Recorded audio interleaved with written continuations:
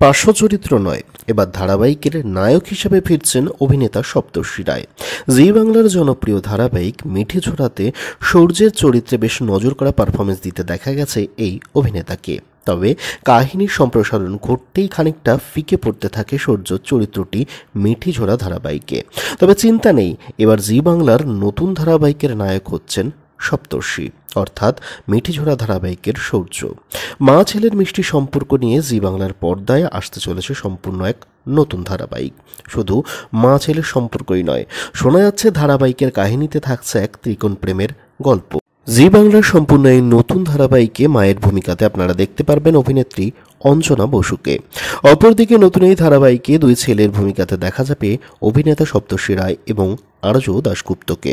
সপ্তর্ষি পাঠ করবেন বড় ছেলের ভূমিকা বা চরিত্রটিকে, অপরদিকে আর্য পাঠ করবেন অভিনেত্রী অঞ্জনা বসুর ছোট ছেলের চরিত্রটি।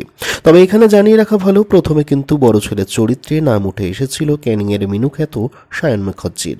তবে এখন শোনা যাচ্ছে সায়ন নয়, সপ্তর্ষি হচ্ছেন নতুন এই ধারাবাহিকের বড় ছেলে। ধারাবাহিকটিতে নায়িকা চরিত্রে আপনারা দেখতে পারবেন তানিষ্কা তিওয়ারিকে।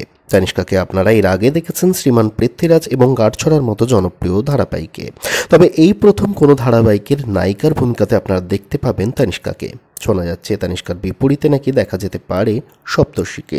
তবে যেহেতু গল্পটা একটা ত্রিকোণ প্রেমের গল্প নিয়ে তৈরি, তাই জন্য কিন্তু অনেকের অনুমান হচ্ছে আর্যর সঙ্গেও নাকি একটা গোপন সম্পর্ক দেখানো হতে পারে এই ধারাবাহিকে তানিষ্কার। তবে এটা কেবলমাত্র অনুমান, আসল সত্যিটা জানা যাবে ধারাবাহিক শুরুর পর। ইতিমধ্যেই ধারাবাহিকের লুক সেটের কাজ কিন্তু হয়ে গেছে, তবে এখনও কিন্তু ঠিক হয়নি ধারাবাহিকের টাইটেল অর্থাৎ ধারাবাহিকের নাম। সপ্তর্ষি, আর্য, তানিষ্কা এবং অঞ্জনা বসু ছাড়াও বহু টলিপাড়ার পরিচিত মুখকে আপনারা দেখতে পারবেন অ্যাক্রোপলিস এন্টারটেনমেন্টের প্রযোজিত এই নতুন ধারাবাহিকে।